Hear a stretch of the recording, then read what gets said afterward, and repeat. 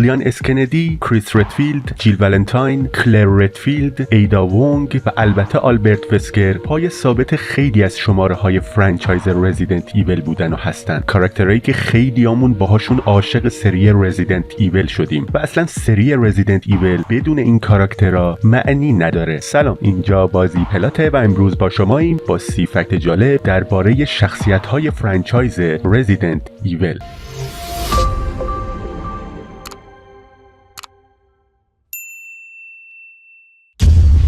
در مراحل اولیه ساخت رزیدنت ایول ظاهرا قرار بوده اسم جیل ولنتاین جیل موریسون باشه که یه جورایی اشاره به جیم موریسون خواننده گروه دورز داره. تو نسخه های اولیه داستانای عجیب و غریبی براش نوشته بودن، مثلا از سقوط هواپیما جون سالم به در برده بوده و یه سری قطعات سایبرنتیک تو بدنش داشته.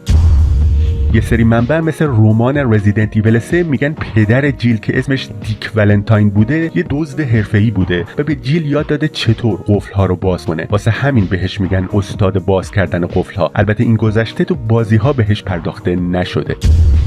تو بازی رزیدنت ایول 3 جیل به ویروس تی مبتلا شد و کارلوس اولیویرا با تزریق واکسن نجاتش داد. بعد از اون حادثه یه مقدار از ویروس تو بدنش موند که باعث شد یه جورایی به ویروس مقاوم بشه. این مقاومت بعدن تو بازی رزیدنت ایول 5 وقتی وسکر روش آزمایش‌های انجام میداد به دادش رسید.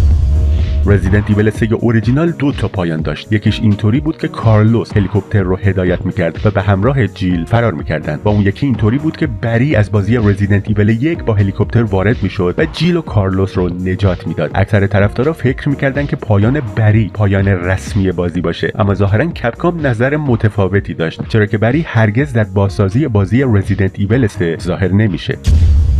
لیان اسکندی تو سن 21 سالگی از آکادمی پلیس فارغ التحصیل شده. محل خدمت لیان قرار نبوده اداره پلیس راکون سیتی یا همون RPD باشه، اما با توجه به قتل‌های زیادی که اطراف راکون سیتی تو اون مقطع زمانی رخ داده بوده، لیان به درخواست خودش به استخدام RPD در میاد و عازم راکون سیتی میشه. لیان درست همون شبی که داشته به سمت راکون سیتی میرفته ظاهرا حسابی مست بوده. ماجرا از این قراره که لیان قبل از رفتن به راکون سیتی با پارتنرش به هم میزنه و حسابی به هم میریزه. واسه همین تو مسیرش به سمت راکون سیتی تو یه موتل بین راهی توقف میکنه و حسابی مست میکنه. اگه به حرکت ماشین لیان و از این لاین به اون لاین رفتنش هم توجه کنین متوجه این قضیه میشین. رنگ موی طبیعی لیان قهوه‌ایه، اگرچه تو نسخه های مختلف بازی رنگ موهای مختلفی ازش میبینیم. لیان به عنوان شاگرد اول از آکادمی پلیس فارغ التحصیل شده و بالاترین امتیاز رو تو امتحانات کتبی به دست آورده. ظاهرا یه جورایی بچه خرخون بوده. اولین بازیگری که نقش لیان رو بازی کرده بازیگریه به نام براد رنفرو که تو تبلیغ تجاری لایو اکشنی که توسط جورج رومرو برای بازی رزیدنت ایول 2 اورجینال ساخته شده بود بازی کرده. جالبه که بدونین رنفرو سابقه دستگیری در جرائمی مثل حمل مواد مخدر رو تو سابقش داشته. اون در سال 2008 در اثر سوء مصرف مواد مخدر در سن 25 سالگی از دنیا رفت. در سال 2004 کپکام یه خط تولید لباس به نام لیان کالکشن که شامل لباسای لیان تو سری رزیدنت ایول میشد ایجاد کرد. کپکام حتی عطری هم به نام لیان تولید کرد. راستی ما یه ویدیوی کامل از فکت های تمامی شخصیت های رزیدنت ایول قبلا تو کانال گذاشتیم که از طریق لینک هایی که تو قسمت توضیحات همین ویدیو هست میتونین اون ویدیوها رو ببینید.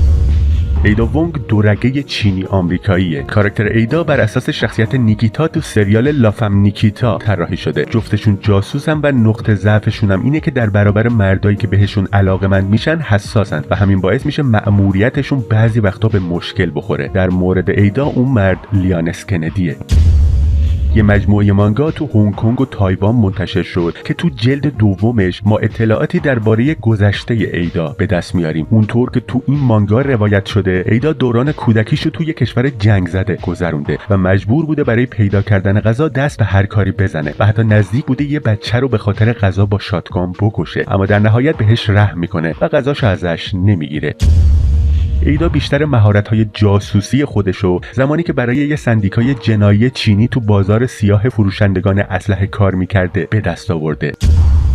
ایدا برای کارفرماهای خصوصی مختلفی کار کرده و به این معروفه که به همشون خیانت کرده. دلیلش هم اینه که ایدا همیشه کاری که فکر میکنه درسته رو انجام میده و به عواقبش زیاد فکر نمیکنه. تو داستان نسخه اوریجینال رزیدنت ایول 2 ایدا برای به دست آوردن اطلاعات مأموریتش طرح دوستی با یکی از محققین شرکت آمبرلا به نام جان میریزه تا اینجوری بتونه به تحقیقات شرکت آمبرلا دسترسی پیدا کنه. این قسمت از داستان به طور کامل تو نسخه ریمیک کنار گذاشته شد و به جاش ایدا خودشو به جای یه مأمور FBI جا زد. اگه به قسمتی از بازی اوریجینال که مربوط به وارد کردن یوزرنیمی به نام جان و پسوردی به نام ایدا دقت کنیم، متوجه داستان ایدا و جان میشیم. اساساً شکلگیری داستان ایدا و جان ظاهراً بر اساس همین یوزر و پسورد بوده. نام خانوادگی ایدا یعنی وونگ احتمالاً اشاره‌ای به هنرپیشه‌ای به نام آنا مای وونگ که به خاطر بازی کردن نقش بانوی اژدها معروفه. بانوی اژدها در واقع یه زن آسیایی مرموز و فریبنده و اغواگره که معمولاً یا فریبکاره یا سلطه‌جو، تقریباً شبیه شخصیتی که ایدا وونگ تو بازی رزیدنت ایول داره. به همون اندازه که اسلحه گراپلگان ایدا جالبه، به همون اندازه هم امکان نداره تو زندگی واقعی وجود داشته باشه، چون که از لحاظ فیزیکی باید اندازه این اسلحه بسیار بزرگتر از اون چیزی باشه که تو بازی میبینیم تا باعث بشه وزنی معادل یه انسان با تکیه بر این اسلحه جابجا بشه. تو دیتا فایل های رزیدنت ایول 4 مشخص میشه که ظاهرا قرار بوده این امکان وجود داشته باشه که بشه از گراپلگان ایدا در طول گیم پلی عادی بازی استفاده کرد. جالبه که تو نسخه ریمیک این امکان به بازی اضافه شد. آلبرت وسکر در سالهای اولیه زندگیش از والدینش جدا میشه و توسط تیم آزول اسپنسر یعنی یکی از 3 مؤسس اصلی شرکت دارویی آمبرلا تحت سرپرستی قرار میگیره. وسکر احتمالاً توی یکی از خونه‌هایی که بنیاد اسپنسر واسه بچه‌های پروژه‌ای موسوم به وسکر تدارک دیده بودن بزرگ شده. پروژه‌ای که در واقع قدم اول برای اصلاح نژاد انسان و تبدیلش به ابر انسان بوده. در واقع همه بچه‌هایی که تو این پروژه حضور داشتن لقب وسکر رو به خودشون گرفتن که آلبرت هم به واسطه حضور تو این پروژه لقب وسکر رو داره. قصد اسپنسر برای بکارگیری این بچه‌ها تزریق نوع پروتوتایپ یا آزمایشی ویروس پروژنیتور به اونا بوده تا بتونه از اونها یه سری کودک باهوش با قدرت‌های فرابشری بسازه. در نهایت بعد از تزریق نوع پروتوتایپی آزمایشی ویروس پروژنیتور تقریبا تمام اعضای پروژه دوام نمیارن و کشته میشن و فقط آلبرت و خواهرش الکس جون سالم به در میبرن. آلبرت وسکر در سن 17 سالگی تو رشته ویروس شناسی دکتراش رو دریافت میکنه. ظاهرا آلبرت وسکر از روی کاراکتر T-800 تو سری فیلم های ترمیناتور که نقشش رو آرنولد بازی کرده طراحی شده. خونسردی و توانایی های فرابشری، عینک آفتابی و همچنین چشمای قرمز رنگ از ویژگی های مشترک این دوتا کاراکتره. در بازی رزیدنت ایول 2 اوریجینال چهره کلر ردفیلد بر اساس چهره نیو کمپل، بازیگر کانادایی که یکی از شخصیت‌های اصلی فیلم والتینگز هم بوده، طراحی شده. تو بازی کد ورونیکا چهره کلر بر اساس میکسی از چهره چند بازیگر طراحی شده، ولی بیشتر فرم چهرهش رو ساختار چهره لیو تایلر تشکیل میده. لیو تایلر بازیگر آمریکایی نقش آرون در مجموعه فیلم‌های ارباب حلقه هاست. اسلحه مخصوص کلر ردفیلد اسلحه‌ای به نام براونینگ اچ پی که در واقع یکی از پرکاربردترین پیستول‌های ارتش در طول تاریخه.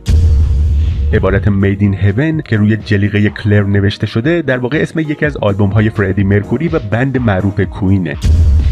آلیسون کورت وایس اکتور کلر ردفیلد تو اکثر نسخه‌های رزیدنت ایول. اون قبلا به جای شخصیت عروسکی لونت تو برنامه بی کامفی کاوچ و شخصیت لیدیا تو سریال انیمیشنی بیدلجوز صحبت کرده و همچنین طرفدارای کامیک بوک اونو با شخصیت جوبلی از مجموعه ایکس من میشناسن. تنها کاراکتر اصلی از بازی رزیدنت ایول 2 که تو بازی رزیدنت ایول 6 نیست کلر ردفیلده، چرا که از لحاظ خط داستانی بازی اون به صورت همزمان تو اتفاقای بازی ریولیشنز 2 حضور داشته و قاعدتا نمیتونسته تو این بازی باشه و ظاهرا کاراکتر هلنا جایگزینش شده. در قسمتی از بازی رزیدنت ایول ریولیشنز 2 کلر به شوخی میگه که نزدیک بود تبدیل به ساندویچ بشه که اشاره به دیالوگ جیل تو بازی رزیدنت ایول 1. احتمالاً کلر این موضوع رو از بری که دوستشه شنیده. اطلاعات زیادی در مورد دوران ابتدایی زندگی کریس ردفیلد در دسترس نیست. طبق اطلاعاتی که خود کپکام منتشر کرده 2 تا عدد برای قد کریس ذکر شده. اولیش 181 سانتی متره که احتمالاً برای سالهایی که جوان‌تر بوده و دومیش هم 185 سانتی رزیدنت که مربوط به بازی رزیدنت ایول 5 میشه. در ضمن گروه خونی کریس اوه. کریس ردفیلد تو بازی رزیدنت ایول 1 با الهام از ستاره‌های فیلم‌های اکشن مثل سیلوستر استالون طراحی شده. خود کپکام تو مصاحبه‌های قدیمیش به این موضوع اشاره کرده. کریس تا حالا بالای 10 تا صداپیشه مختلف داشته، از بازی‌ها گرفته تا فیلم‌ها. مثلا مایکل فیلیپوویچ تو بازی کد ورونیکا، راجر کریگ اسمیت تو رزیدنت ایول 5 و رزیدنت ایول 6 یا جرارد واشون تو رزیدنت ایول ویلج. ظاهرا کپکام هیچ وقت نتونسته یه صدای ثابت براش پیدا کنه. تو فایل های رزیدنت ایول 5 یه سری طرح و انیمیشن پیدا کردن که نشون میده قرار بوده کریس یه مینی گیم بدنسازی داشته باشه تا هیکل ورزشکاریشو خوب نشون بده، ولی نهایتا این طرح‌ها رو حذف کردن. لارا کرافت، ملکه باستان شناسی، شکارچی گنج و قهرمان بیچون و چرای سری توم ریدر، از دل معبدهای باستانی پر از تله‌های مرگبار و معماهای پیچیده گرفته تا رازهای خاک خورده تاریخ که فقط یه ذهن تیز مثل لارا میتونه بازشون کنه. سلام، اینجا بازی پلاته و امروز با شماییم با فکت های جالب درباره کاراکتر لارا کرافت از فرانچایز توم ریدر.